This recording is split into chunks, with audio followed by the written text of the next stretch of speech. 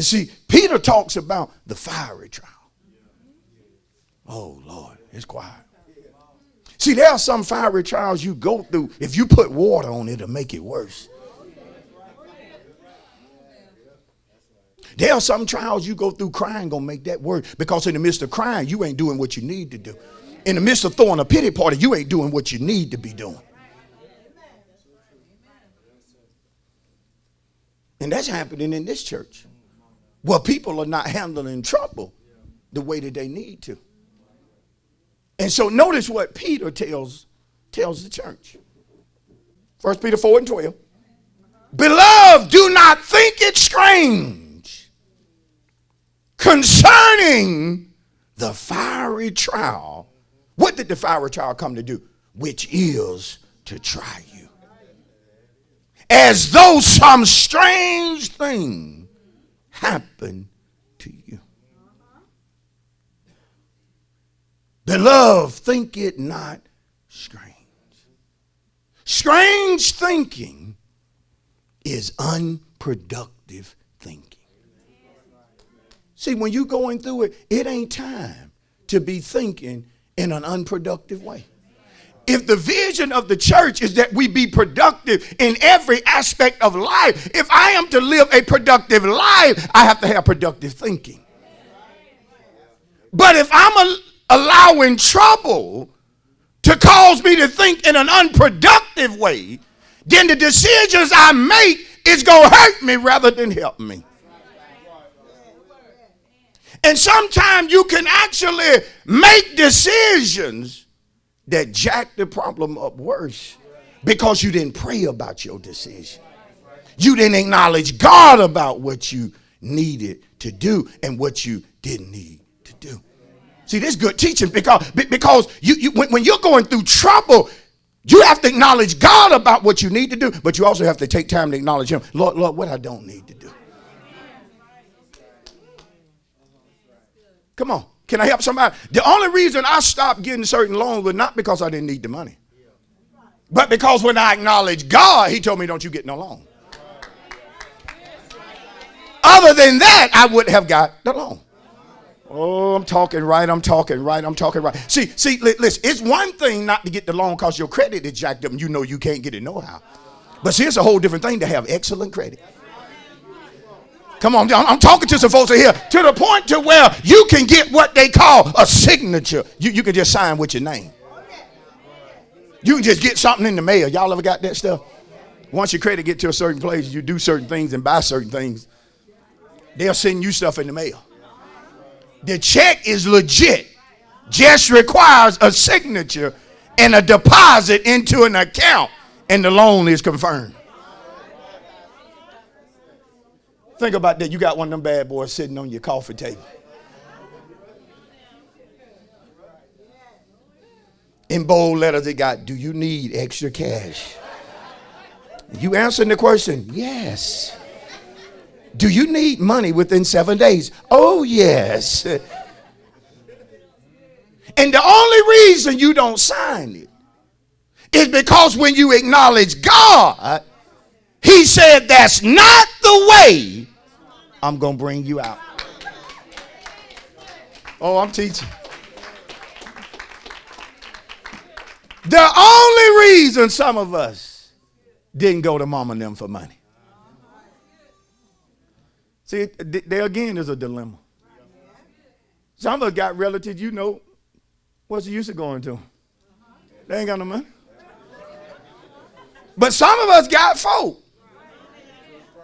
Oh, come on. Some of our peoples. Oh, Lord, I'm trying to help you. Some of our peoples got money.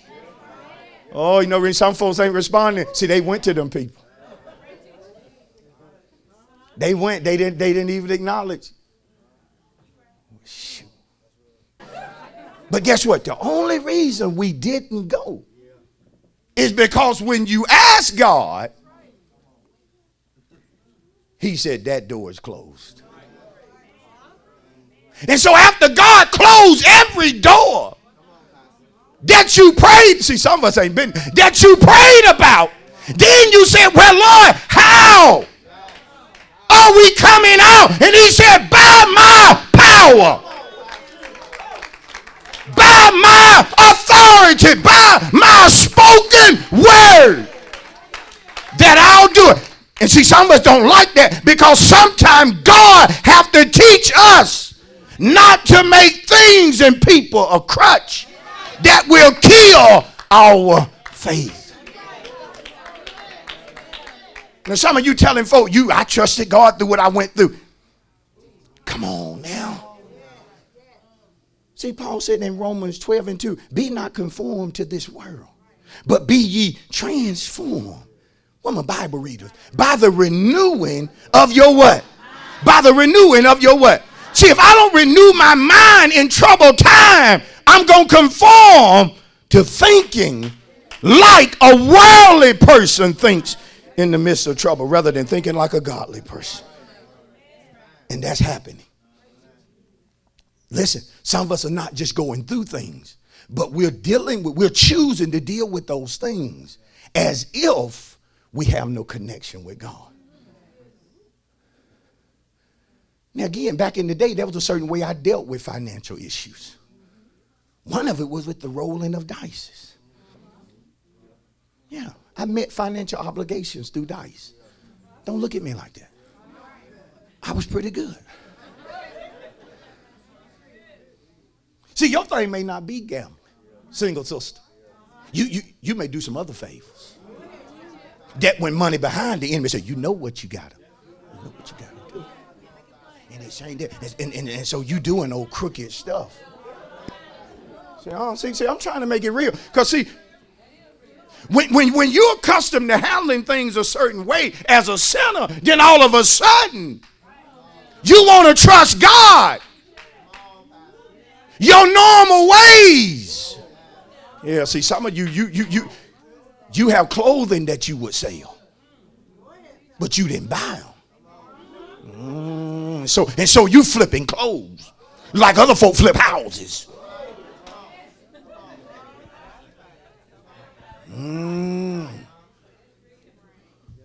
But tell your neighbor, when you renew your mind in the midst of trouble, God will tell you how you coming out. He'll even tell you when you're coming out. But your mind got to be renewed. You got to pull out that junk that's in your mind. You got to replace it with godly thinking, productive thinking. I'm preaching to somebody right now. Get that junk out of your mind. You ain't got to do nothing wrong. God gonna bring you out the right way. I wish you testify to somebody and tell them you coming out the right way. You coming out of God way. You're going to get some godly deliverance. You are going to be blessed through a godly source. God is going to do it. I'm preaching. You ain't going to have to lie, cheat, or steal to get your heart desire. God going to do it.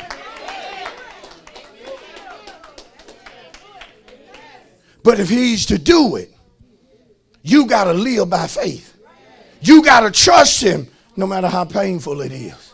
One thing that amazes me in my clothes is how the woman with the issue of blood put her faith in God. And it was clear that she was bleeding for 12 years. Where y'all at? In Mark, the 5th chapter, bleeding for 12 years. Yet when she heard about Jesus, she said, if I touch the hem of his garment, I shall be made well. Going through pain, but she was guilty of living by faith. Suffering embarrassment, but still living by faith. See, some things you go through, God will know you don't like this particular trial. You say, how did she suffer embarrassment? A woman bleeding for 12 years. She wasn't smelling like Chanel. She wasn't smelling like Estee Lauder. That woman probably was smelling like... She didn't allow that to make her think, to feel that it's always going to be this way because it's been this way for 12 years. See, when you guilty of living by faith, It don't matter to you how long a certain thing has been going on. Oh, I just dropped somebody rhema right there. I don't care how long it's been going on. When God says that it's time for change, it's time for change. You can be going through it 30 years, but if it's time to own a house, if it's time for you to sell your house and get your dream house, and God deem it it's time, then he'll call somebody to favor your house. He'll call somebody to like your house.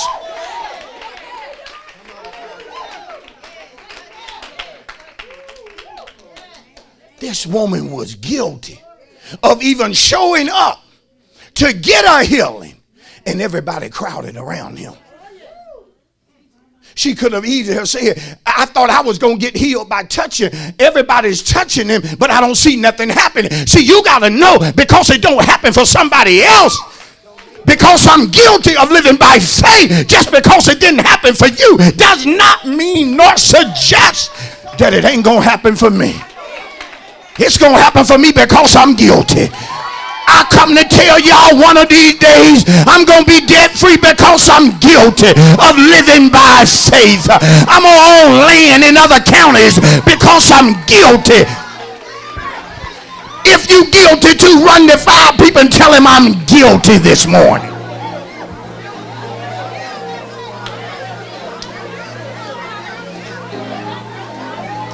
Tell about 5 more folk like you mean it. I'm guilty, guilty, guilty, guilty, guilty.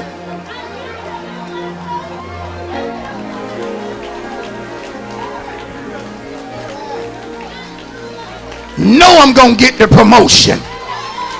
I'm guilty. I know the job is mine. I'm guilty. When you know a job is yours and they can give it to somebody else, but you won't cry. You'll stand back and say, that's my job. I'm guilty. They're going to have to call me after a while and say that person didn't work out because it was mine in the beginning.